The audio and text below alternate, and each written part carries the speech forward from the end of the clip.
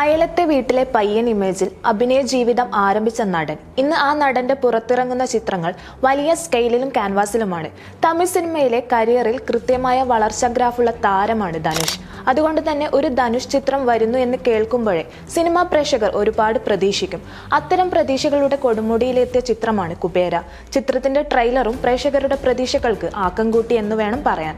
ധനുഷിന്റെ down to earth performance തന്നെയാണ് കുബേരയുടെ ഏറ്റവും വലിയ ഹൈലൈറ്റ്. ധനുഷ് വേറിട്ട ഗെറ്റപ്പിൽ എത്തിയ ചിത്രത്തെക്കുറിച്ച് മികച്ച അഭിപ്രായങ്ങളാണ് എത്തിയത്. അദ്ദേഹത്തിന്റെ പ്രകടനത്തിനും സോഷ്യൽ മീഡിയയിൽ ഏറെ കയ്യടികൾ ഉണ്ടായിരുന്നു. നാഗാർജുനയുടെ ദീപക് എന്ന ക്യാരക്ടറിലൂടെയാണ് കുബേരയുടെ കഥ തുടങ്ങുന്നത്.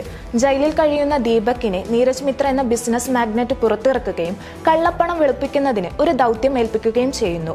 ഇതിനായി ദീപക് വിവിധയിടങ്ങളിൽ നിന്ന് 4 ഭിക്ഷാടകരെ കൂട്ടുന്നു.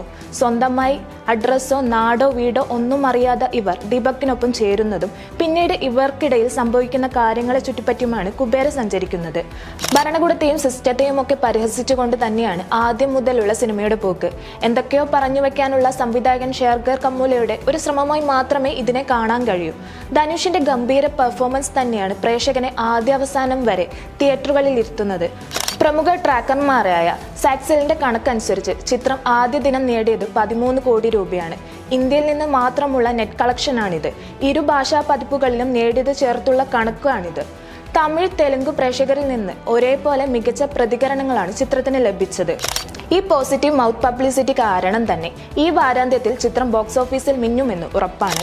നിർമ്മാതാക്കൾ ഔദ്യോഗികമായി പുറത്തുവിടുന്ന കണക്കറിയാനുള്ള കാത്തിരിപ്പിലാണ് സിനിമാ ലോകം.